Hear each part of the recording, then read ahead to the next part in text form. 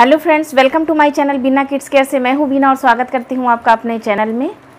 आजकल पेपर में या न्यूज़पेपर में या टीवी पे आप देखते हैं कि कहीं ना कहीं ऐसी चीज़ें, छोटे छोटे बच्चे जिनकी अभी बहुत ज़्यादा एज नहीं है, पढ़ने लिखने वाले बच्चे हैं छोटे छोटे, और टीनेजर्स जो होते हैं वो अपने टीचर्स के प्रति रिस्पेक्ट की जो भावना है वो कहीं ना कहीं कम होती जा रही है। बहुत से ऐसे बच्चे हैं जो अपने शिक्षकों का सम्मान नहीं करते हैं। ये कभी कभी इतने बड़े बड़े क्राइम कर जाते हैं कि टीचर ने स्कूल में कहीं डांट दिया, उस चीज़ को अपना इतनी ज़्यादा उनको गिल्टी फील होती है, वो ज़्यादा अपने दिमाग पे बैठा लेते हैं, वो बात उनके मन में घर कर जाती है, जिससे वो आगे चल के कभी टीचर्स को हर्ट करते हैं, कभी कुछ उनके साथ अभद्रता करते हैं, मिसबिहेव करते हैं अपने शिक्षकों के साथ। कभी कभी ऐसी स्थिति आ जाती है कि टीचर को पेपर में पढ़ने को मिलता है या न्यूज़ में देखने को मिलता है कि शिक्षक को किसी बच्चे ने, जो उनका छात्र है, उसने टीचर के ऊपर अटैक करा, उसने टीचर को मार दिया। ये चीज़ें सुनने में बहुत बुरी लगती हैं, अच्छा बिल्कुल नहीं लगता है। उनके मन में ऐसी भावनाएं कब आती हैं और क्यों आती हैं, ये सब बातें हम लोग को समझनी पड़ेंगी। और ये चीज़ें जो हैं उनके मन में जब आती हैं तो वो कहीं ना कहीं अपने शिक्षकों के साथ मिसबिहेव करते हैं। एक समय था जब शिक्षक अपने बच्चों को कितनी सज़ा देते थे, जो अध्यापक होते थे कितनी पिटाई कर देते थे, लेकिन इस समय क्या है कि हम टीचर्स को बिल्कुल अलाउ नहीं है कि बच्चों के ऊपर हम लोग हाथ है कि टीचर कभी किसी बच्चे के ऊपर हाथ नहीं उठा सकता, उसको अच्छे से समझा कर ही पढ़ा सकता है। लेकिन इस कंडीशन के होते हुए, इन परिस्थितियों के होने के बावजूद जब बच्चे अपने शिक्षकों के ऊपर हाथ उठाते हैं, ये सब चीज़ें जब सुन के बहुत बुरा लगता है। और फिर लगता है कि ये पीढ़ी आगे कहाँ तक जाएगी। अगर ऐसा रहा तो ये बच्चे अपने शिक्षकों का कब रिस्पेक्ट करना सीखेंगे, और ये आगे के लिए उनके लिए अच्छा नहीं है। ये जो हमारे बच्चे हैं आज के, वही हमारे आगे के भविष्य हैं। तो हमारा जो ये भविष्य है अभी से अधर में है, इनको हम कैसे सुलझाएं। कहीं ना कहीं हम पेरेंट्स इस चीज़ के लिए जिम्मेदार हैं। एज ए टीचर और एज ए पेरेंट्स मैं इन सब चीज़ों को समझती हूँ, और हम सब शिक्षक समझते हैं, हम सब पेरेंट्स समझते हैं। हम पेरेंट्स को चाहिए कि अगर बच्चा कुछ कंप्लेन लेके आता है, ये सब छोटे से ही शुरू हो जाती हैं जब बच्चे छोटे क्लासेस में होते हैं। अगर टीचर ने थोड़ा सा पनिश कर दिया, खड़ा कर दिया, या कुछ उसको डांट दिया या एक चपट लगा दी, तो बच्चों ने आके घर में अपने पेरेंट्स से, अपनी मदर से कंप्लेन करी कि मम्मा आज मेरी मैम ने तो पिटाई कर दी, मम्मा आज मेरी मैम ने तो खड़ा कर दिया था, पनिशमेंट दिया था। तो हम वहाँ पर हम पेरेंट्स का क्या दायित्व बनता है कि कुछ ना कुछ आपने गलती करी होगी, तभी आपकी मैम ने आपको पनिश किया है, ऐसे ही नहीं किया है। अगर आपने गलती ना की होती तो आपकी मैम आपको पनिशमेंट ना देती। तो आपका फर्ज बनता है कि आप वहाँ पे बच्चों को समझाएं, ना कि बेटा आज आपकी मैम ने डांटा है ना, मैं चल के स्कूल में बात करती हूँ, क्यों डांटा उन्होंने, क्यों पनिशमेंट किया, उनकी इतनी हिम्मत, मैं बात करूँगी। आज के बाद वो डांटना बंद कर देंगी, कभी डांटेंगी नहीं, ठीक है। तो ये सब चीज़ें जब बच्चों के मन में हम डाल देंगे तो बच्चा सिक्योर हो जाएगा कि अब हम मम्मी हमको इतनी सेफ्टी दे रही हैं, अब तो मेरी मैम मेरे को डांट नहीं सकती, मैं होमवर्क करूं या ना करूं, मैं क्लास वर्क करूं या ना करूं। क्योंकि बच्चे छोटे होते हैं तो उनको ये चीज़ें हमें नहीं डालनी है, ऐसी भावनाएं उनके दिमाग में घर कर लेंगी कि मेरी मैम मेरे को कुछ नहीं कह सकती हैं, अगर वो कहेंगी तो मेरी मम्मी साथ में जाके उनको बोलेंगी।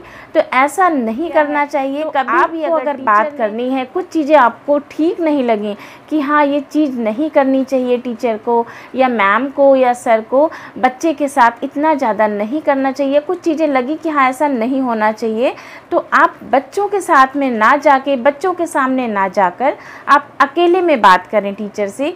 उनसे आपकी पेरेंट्स की और टीचर की अच्छी कम्युनिकेशन होनी चाहिए।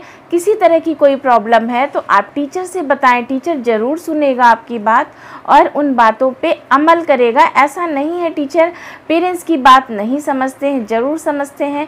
तो अपनी बातों को उनसे साझा करिए, ना कि बच्चों से कहें कि आपकी मैम ने आपको पिटाई कर दी है तो मैं कल चल के उनके साथ मैं बात कर लूँगी उन्होंने मारा कैसे।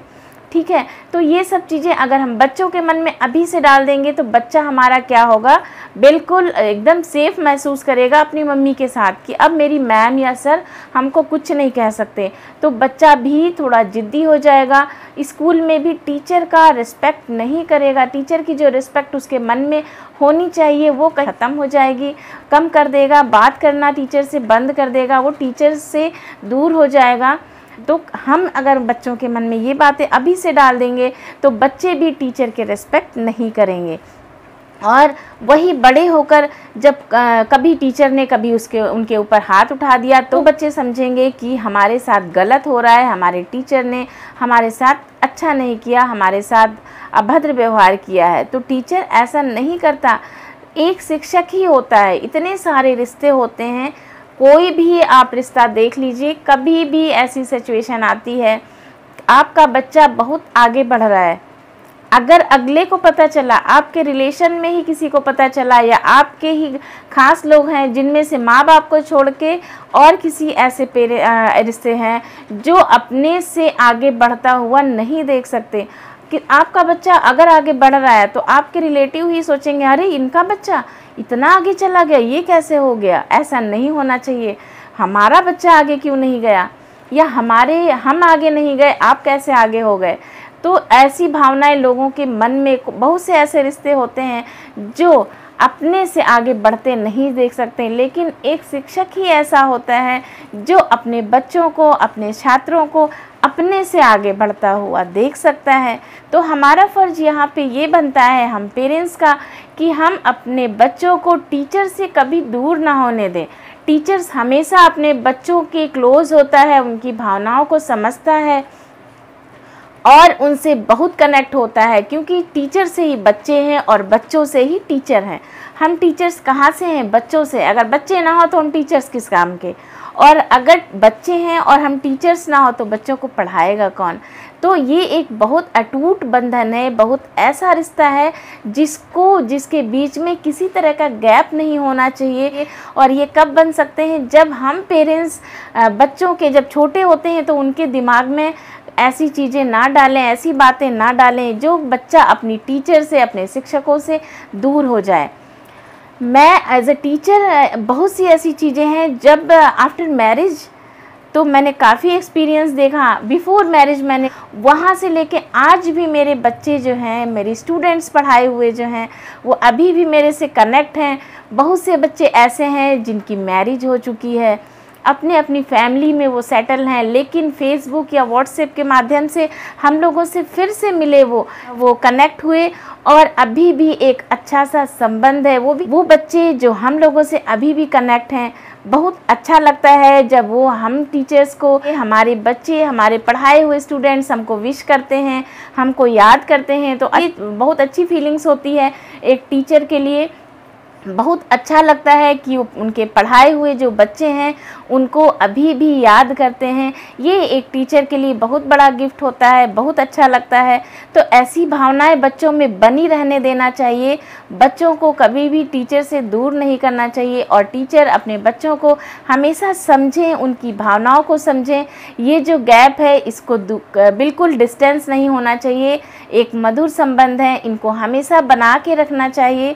तो इसको हम कैसे बना सकते हैं? एज ए पेरेंट्स जब हम अपने बच्चों को अच्छी शिक्षा देंगे, अपने टीचर के प्रति, उनके जो गुरुजनों के प्रति, शिक्षकों के प्रति हम बच्चों में आदर की भावना डालेंगे, ना कि उनके प्रति कभी किसी तरह का मतभेद पैदा करेंगे।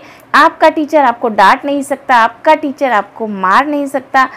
एज ए टीचर मैंने तो अपने बच्चों को, अपने स्टूडेंट्स को हमेशा अपने बच्चों की तरह ही भी, स्टूडेंट्स हैं बहुत ज़्यादा मेरे से कनेक्ट हैं और मैं भी उनसे कनेक्ट हूँ।